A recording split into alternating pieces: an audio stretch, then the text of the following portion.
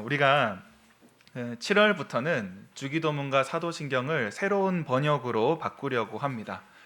새로운 번역이라고 하지만 사실 나온 지 20년이 지난 번역입니다. 너무 좋아하시는 것 같습니다.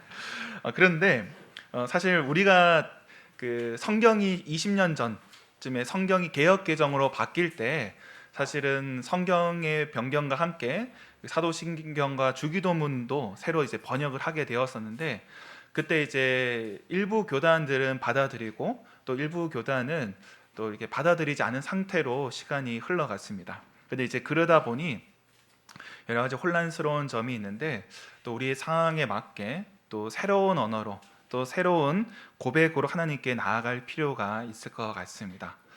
아마 여기 계신 분들 중에 그 학창 시절에 사랑 손님과 어머님 혹시 기억나십니까? 네, 네. 사랑방 손님과 어머니인가요? 사랑 손님과 어머니 아닌가요? 네, 네. 네. 거기 보면 주기도문이 나옵니다.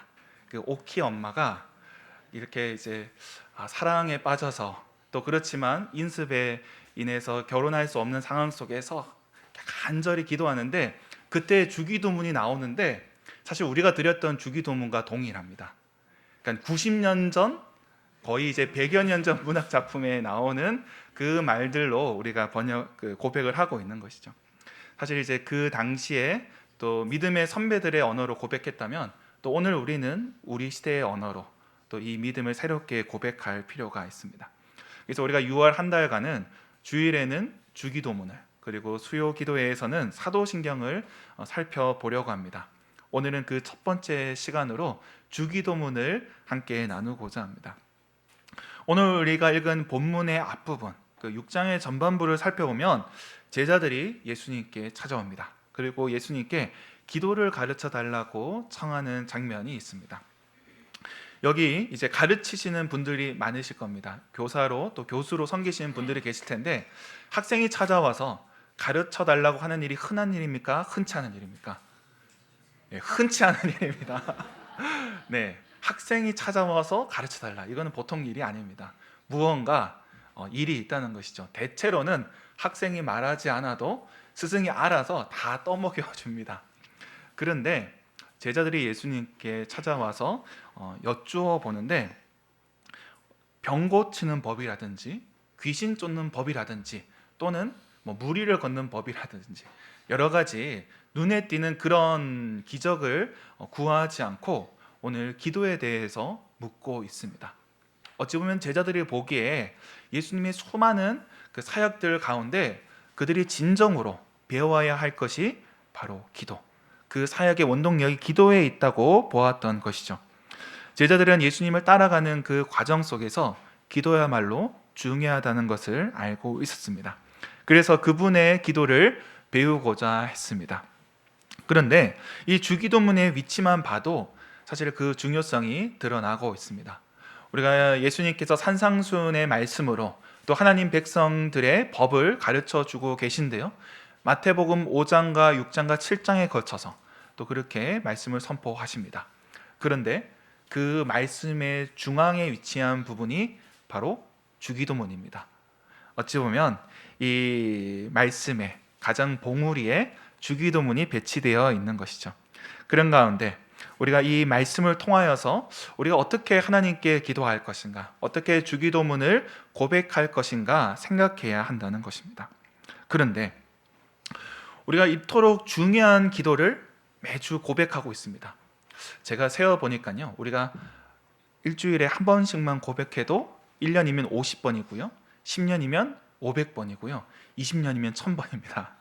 여기 계신 분들 중에 2000번, 3000번 고백하신 분들도 계실 겁니다. 근데 너무 많이 또 익숙하게 고백하다 보니까 사실은 그 고백의 의미가 잘 와닿지 않습니다. 너무 익숙할 때는 가려지게 된다는 것이죠. 여기 이제 앉으신 분들을 보니까 가족분들끼리 앉은 분들도 계십니다. 근데 가족들끼리는 서로 어디가 닮았는지 잘 알지 못합니다. 너무 익숙하기 때문에, 이 얼굴 평생 봐왔기 때문에 잘 알지 못합니다. 그런데 낯선 사람들은 한 번만 봐도 이렇게 짝이구나, 이렇게 가족이구나 한 번에 알아차립니다. 가족들끼리는 서로 닮지 않았다고 부인하는데도 기어코 가족 맞다고 그렇게 하게 됩니다. 왜 그렇겠습니까? 너무 익숙한 나머지 우리는 그 속에 담긴 것을 못 보기 때문에 그렇습니다. 그러면 우리가 그동안 놓치고 있었던 이 주기도문의 의미를 살피려면 어떻게 해야 되겠습니까? 속도를 낮추어야 됩니다. 우리가 읽을 때 어찌 보면은 이 주문을 외우듯이 아주 급속도로, 물론 우리 교회는 그렇게 빨리 외우지는 않습니다. 그냥 쫓기듯이 외우지 않고 조금 천천히 외울 필요가 있고요. 또 그리고 이 말을 좀 바꾸어서 좀 낯설게 읽어 나갈 때에 그 의미가 새롭게 와닿을 수 있습니다. 그래서 우리가 새 번역으로 그럼 천천히 한번 주기도문을 읽어보도록 하겠습니다. 같이 읽겠습니다. 하늘에 계신 우리 아버지, 천천히 읽겠습니다. 아버지의 이름을 거룩하게 하시며 아버지의 나라가 오게 하시며 아버지의 뜻이 하늘에서와 같이 땅에서도 이루어지게 하소서. 오늘 우리에게 일용할 양식을 주시고 우리가 우리에게 잘못한 사람을 용서하여 준 것 같이 우리 죄를 용서하여 주시고 우리를 시험에 빠지지 않게 하시고 악에서 구하소서. 나라와 권능과 영광이 영원히 아버지의 것입니다. 아멘.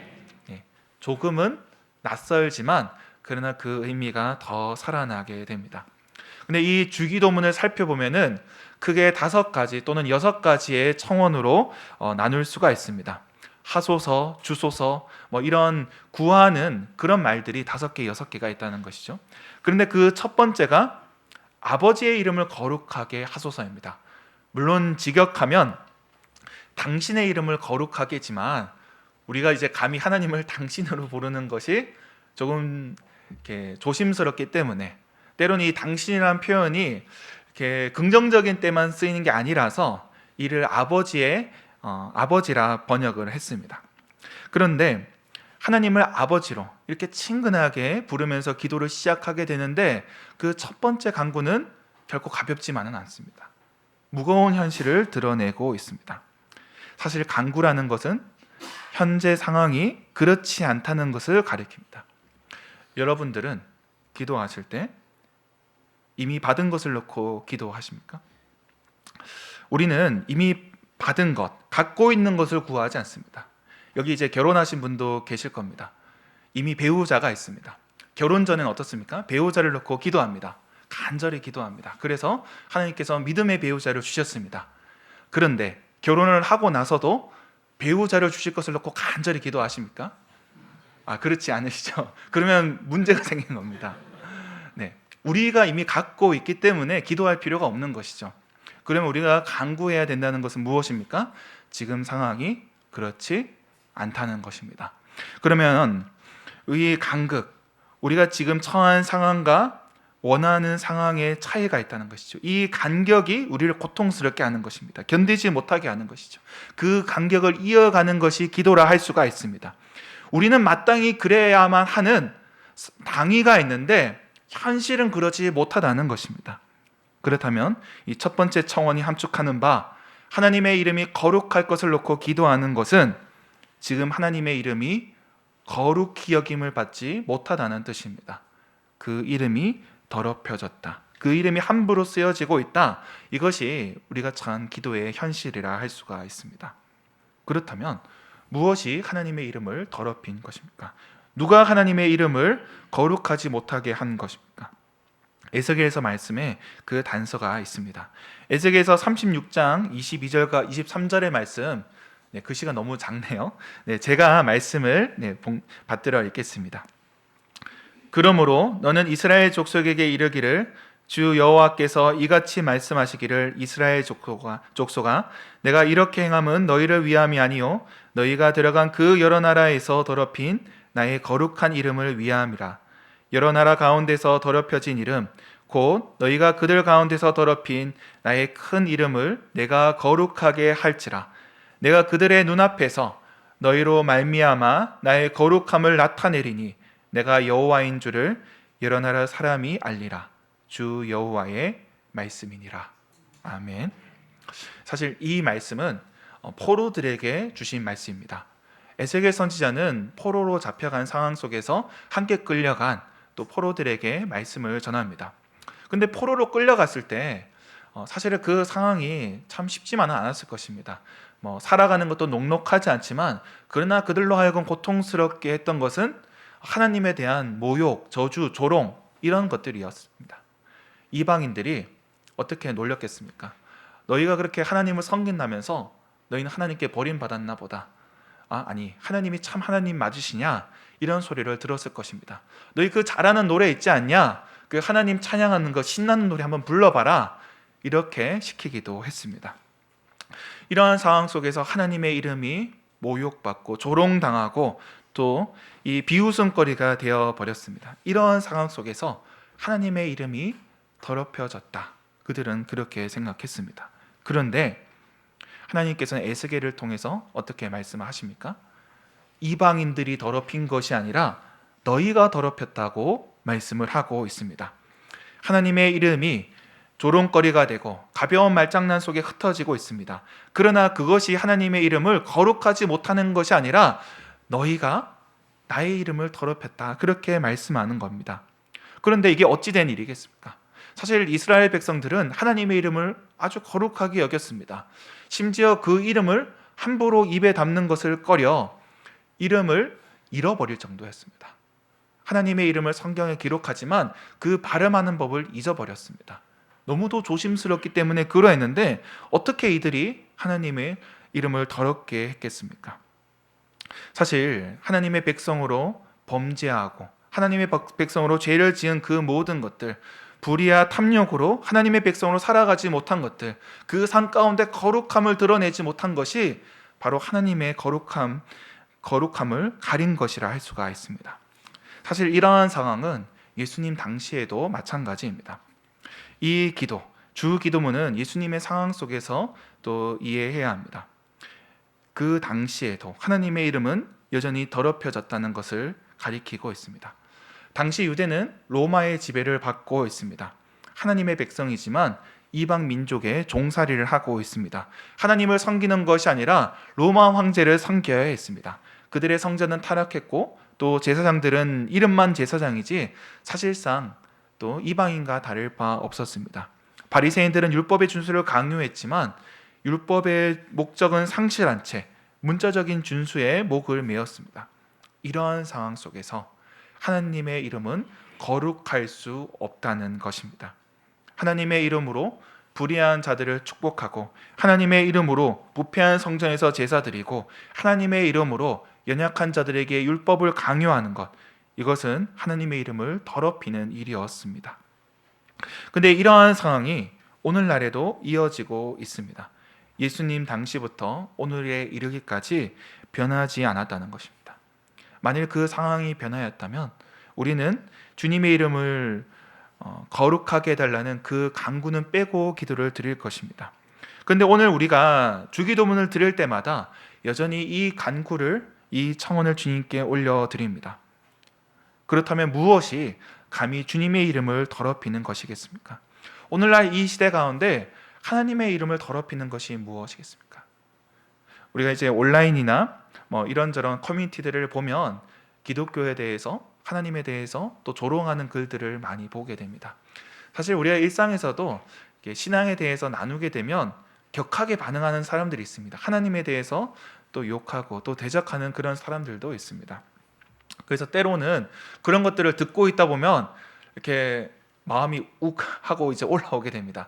그래서 나도 가만히 있지 못하고 또 한바탕 또 대거리를 하기도 하고 또 인터넷 같으면은 각종 댓글을 거기에 덧붙여서 또 싸움이 일어나기도 합니다.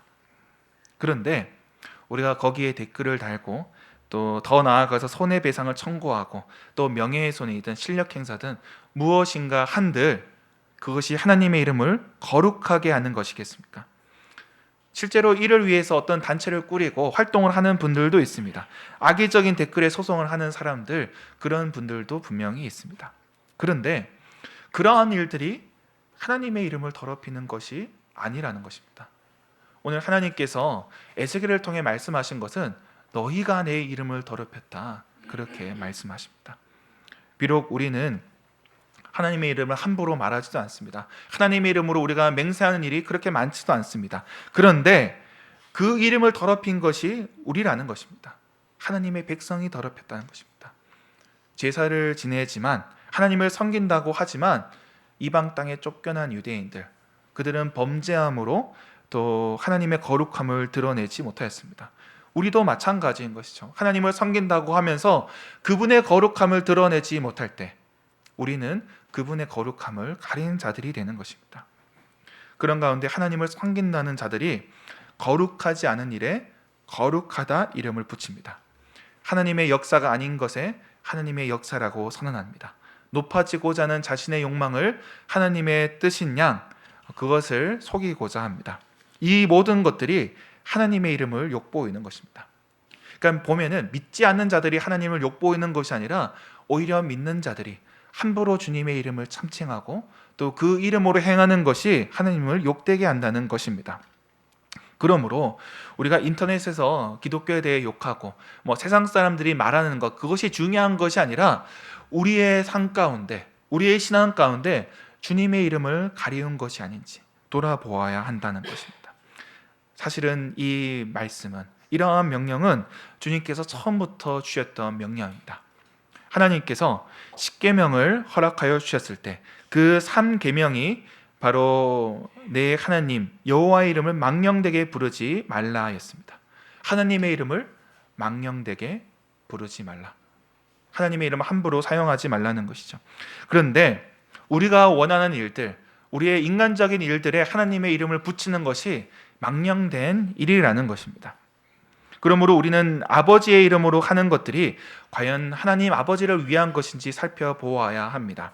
아무리 종교적인 일이고 거룩할 성자를 크게 써서 붙인다 할지라도 그것이 하나님과 상관없을 수 있다는 것입니다.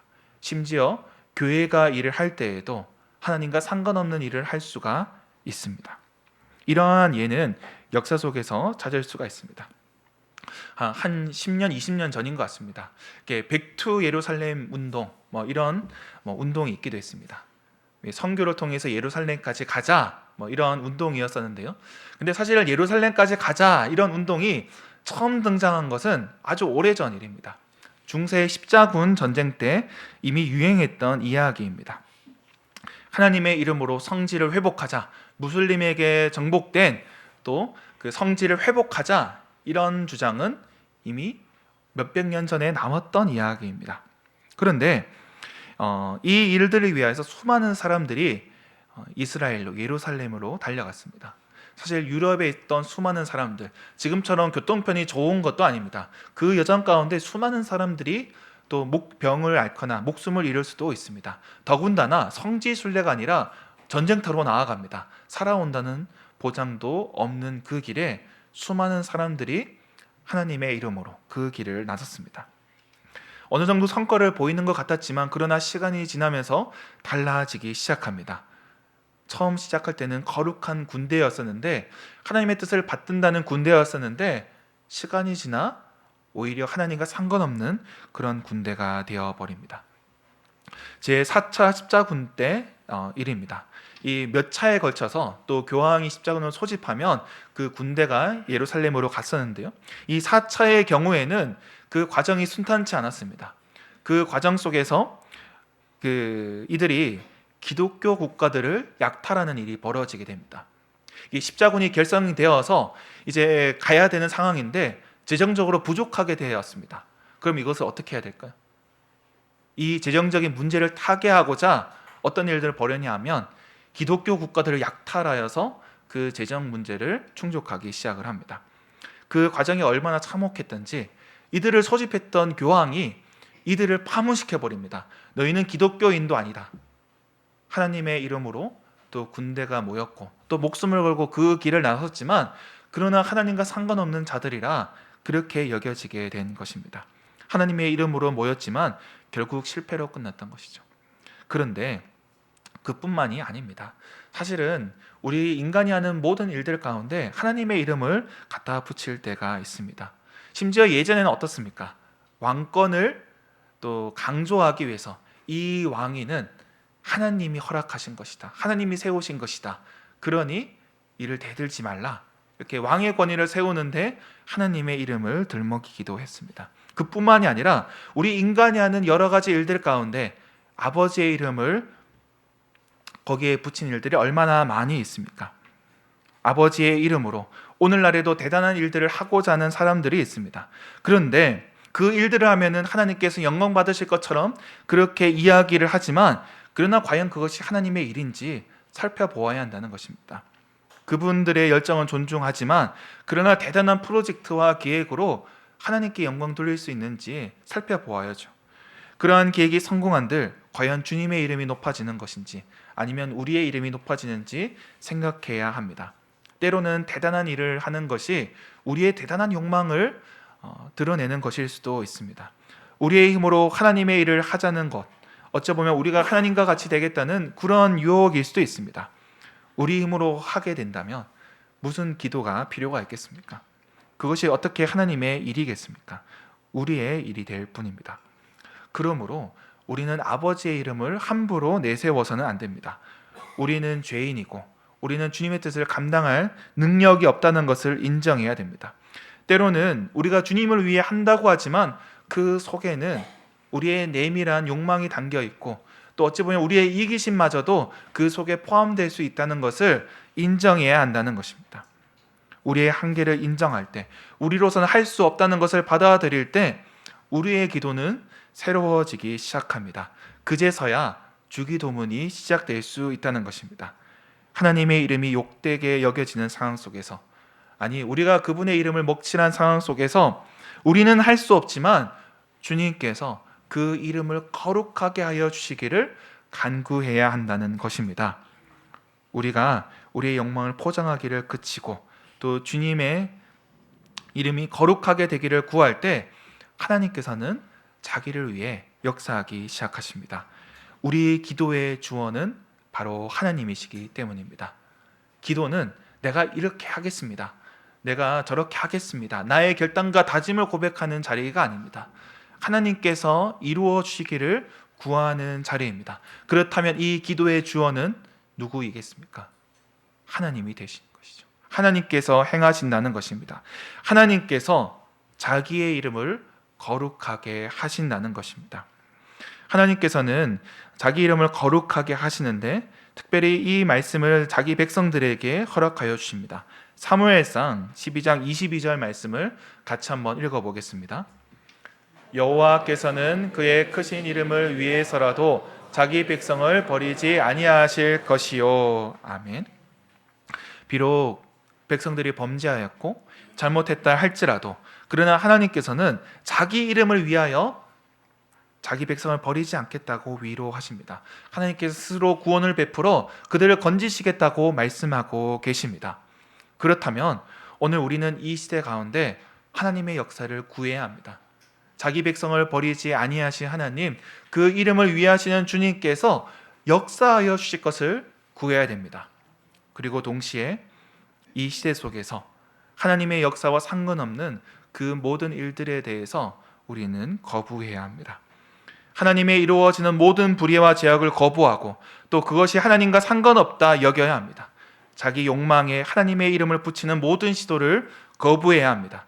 정치적인 선택을 신앙으로 포장하는 자들, 종교적 야망을 사명과 비전으로 설명하는 자들, 또 이 시대의 거짓된 권위와 숨겨진 불의에 대해서 이것은 하나님과 상관없다, 그렇게 선을 그어야 한다는 것입니다. 우리는 주기도문을 드릴 때 이 시대의 타락을 직시하고 하나님의 역사를 구해야 합니다. 비록 우리가 죄인이고 소망이 없다 할지라도 주님께서 그 기도를 들어주실 것을 믿고 나아가야 합니다. 비록 우리에게는 그 소망의 근거가 없습니다. 우리가 기도를 한다 할지라도 우리 안에 기도를 들어주셔야 될 이유는 하나도 없습니다. 그러나 이 기도를 가르쳐 주신 분이 그 아들 예수 그리스도이기에, 그 아들께서 우리에게 가르쳐 주신 것이기에 그 아버지께서 들으실 것을 믿고 나아가야 한다는 것입니다. 이것이 바로 우리의 기도인 것입니다. 우리의 간구이고 우리의 고백인 것입니다. 사랑하는 성도 여러분, 오늘 우리는 주님의 기도를 함께 드렸습니다. 오늘 우리가 예배 시작할 때 또 찬양으로 드렸던 이 주기도문은 초대교회부터 지금까지 모든 세대에 모든 교회가 함께 드리는 기도입니다. 그 첫 번째 간구, 비록 지금 당장은 주님의 이름이 더럽혔을지라도 하나님께서 거룩하게 하여 주실 것을 함께 구하였습니다. 우리가 아버지의 이름을 거룩하게 하는 것이 아니라 아버지의 이름이 우리를 거룩하게 하실 것입니다. 우리의 욕망과 탐욕, 헛된 마음으로 포장하던 온갖 신앙적 언사를 내려놓을 때 주님의 거룩하심이 우리를 덮게 될 것입니다. 그때는 우리의 주기도문이 청원이 아니라 감사로 바뀌게 될 것입니다. 그 이름이 거룩하여짐을 감사함으로 올려드리게 될 것입니다. 그 날을 고대하는 저와 여러분이 되길 주님의 이름으로 축원합니다. 기도하겠습니다.